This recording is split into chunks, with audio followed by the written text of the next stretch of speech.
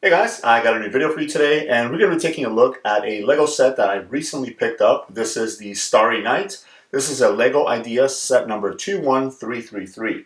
And a little bit of backstory on this guy. So when it first got released, I wasn't really sure about picking it up, but after picking up a couple of other kind of art-inspired Lego sets, I decided that I wanted to go ahead and find it and pick it up for myself. Now, unfortunately, that was easier said than done. This set is very difficult to find. I have not been able to come across it either on the Lego website or at the Lego store or anywhere that I was looking for it. I didn't really want to pay too much money for it, so I didn't really go searching outside of those avenues. But I was at a local Walmart the other day and I came across it, and they actually had it. It was like up on the shelf and it was available, so I decided to go ahead and pick it up. Again, this is the Starry Night, and it's a Lego Idea set modeled after Vincent van Gogh's famous painting. Now, what's really cool about this one is that it's not flat; it has some relief to it. So, if you guys caught my video on the Great Wave set that I built a couple of weeks ago, that one had also kind of like a 3D effect to it. So I was pretty excited when I found this one, and I decided to go ahead and pick it up. Now, the front of the box here shows you the set itself. Again, it's called the Starry Night 21333. This actually has 2,316 pieces. And if you see at the bottom right here, it does say MoMA, and that's actually the acronym for the Museum of Modern Arts in New York. So if you spin the set here on the side, it does show you another representation of the set itself, and then it has a little tiny build of Van Gogh actually painting the painting. So that is really, really cool. And then in the back, it just gives you a little bit more of a look at the set itself. Again, this one is hanging up on somebody's wall there. On the bottom here, you do see a representation of the actual painting that the set is modeled, and then with some shots of the set in different angles. Now, it does tell you that this is 11 inches tall and it is 14.5 inches long. So it's a pretty nice size. And then if you look at it from the side, the set actually protrudes 4.5 inches. So if you're going to be hanging this up on the wall, make sure that you know that you have enough clearance so nobody walks by and bumps into that. And then you can actually move some of the little kind of alternate build around. So if you see here, they actually don't have it up on the set. They have it on the desk here in front of it, but here it is showing you that you guys can move it and stuff like that. So let me open up the box and see what all is inside. All right, so I went ahead and opened up the box, emptied out all the bags. As you can see, there's quite a few bags. Now, what I normally do to prepare for a build is I like to separate all of the bags into the individual numbers. Now, if you've built any type of Legos that have multiple pieces, then you will know that a lot of times you have multiple bags with the same number. So in this case, what I've done is I usually divide them into piles of 5, so like 1 through 5, 6 through 10, stuff like that. But this one is interesting because this is the pile for 5, and 5 actually has 5 different bags, and 6 has about 3 to 4 bags as well. So again, if you look at the color and if you remember the look of the set itself, this particular one is probably going to be building, the bag number 5 is probably going to be building the background and stuff like that. And then bag number 6 is probably going to be building the frame and whatnot. So that's probably the reason why they divide it that way. So the way I'm going to do it is I'm going to do 1 through 4, then 5, then 6, and then 7 through 9, I believe is the total. So there is more than just 9 bags, with that being said. There's also these 2 loose plates inside of the box, and then you do have your instruction manual here. It depicts the actual painting in the front, which looks really nice. And then, as was expected, when you go through the manual, the first couple pages is going to give you some information on the artist, and then the actual painting, and then the actual design, and the designers of the set itself. Here they are. So that is really, really cool. And then when you get to this first page here, it does give you an example of what bags 1 through 5 are going to build. So you see right here, it's pretty much the whole set itself, and then 6 through 9 is going to build the frame, and then a couple of the other elements right in the front there that gives it that really cool 3D look to it. So let me go ahead and get started on this, and I'll check with you as I go along. All right, so I wanted to show you my progress here. So this that you see in front of you is bags 1 through 4. As I mentioned earlier in the video, bags 6 and 7 are going to be more involved. Here it is in the instruction manual, starting bag 5. So bag 5 is pretty much going to be the background here, which is the back part of the set itself. But I wanted to show you guys this just because if you've never put a Lego set together, it is very involved, very intrigued, and you just have to take your time because you want to make sure that it looks as good as possible. And I want to show you a little bit of a close-up here. So this looks really, really cool. I mean, putting it together, you have to kind of turn some things around and stuff like that.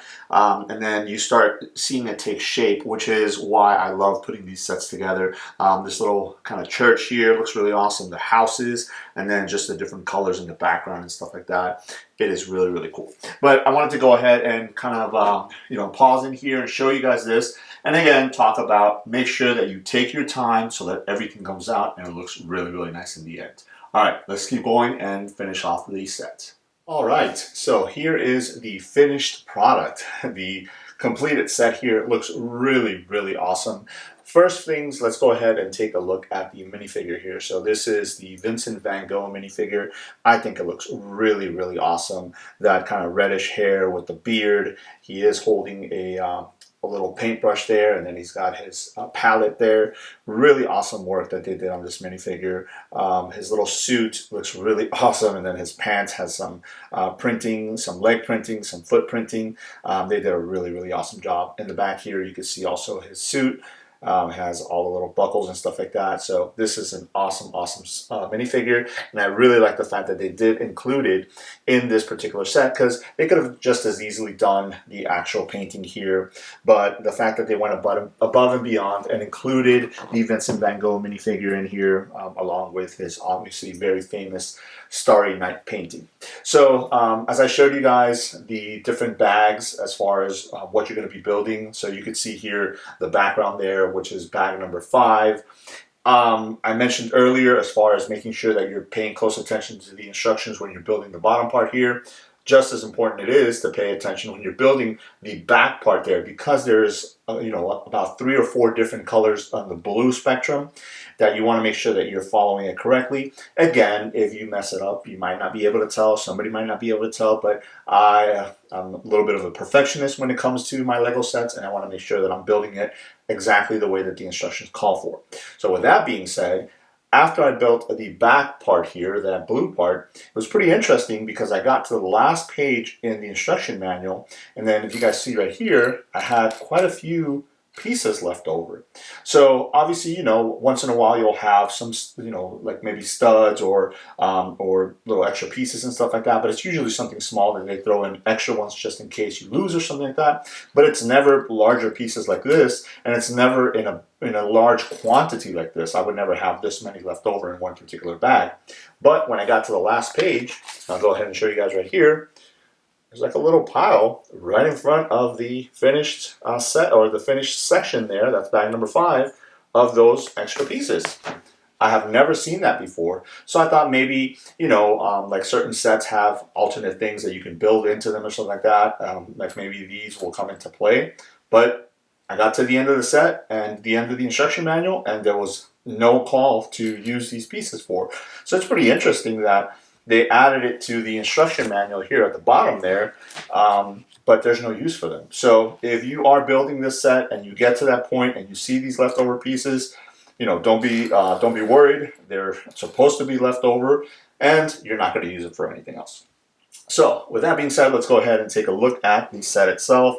Now it is put into the black frame there. That is a really cool look to it as well. The black background, the black frame actually does a really nice contrast to the the set overall, the picture itself. If you've seen the actual painting and stuff like that, like the swirls and the circles and stuff like that. They did a really, really awesome job in recreating that. So again, this is in 3D. So you can see here, you see how far these sections in the front here stick out from the frame itself. It's about 4.5 inches that they do stick out. But if you're going to hang it, there is a section in the back that allows you to go ahead and hang it. But if you want to go ahead and display it like this, like I have it now on a tabletop, there is a little piece on the bottom here. It's a Technic pin that actually sticks out the bottom. It serves two purposes. It actually gives the front part of the set right here, or the painting, stability so it doesn't topple over. But it also attaches this little swinging kind of platform here because, and I'm going to take this one off here, it comes with a little easel here, and it's basically you know, him painting what he's seeing. So he's seeing the Starry Night here, so you can actually attach that right there, and then you can attach your Vincent van Gogh minifigure on there, and it's like he's actually painting the Starry Night. And I thought that was really, really awesome.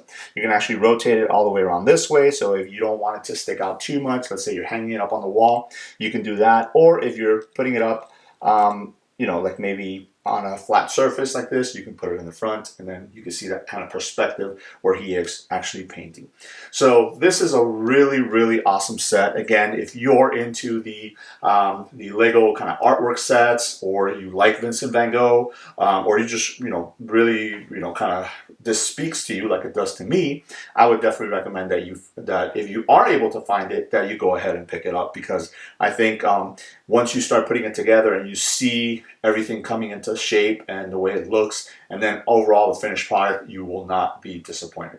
So there it is. That is a look at the Starry Night set number 21333. This is an 18 plus ideas Lego idea set of, again, the Starry Night. Let me know if you guys have any questions. Thanks.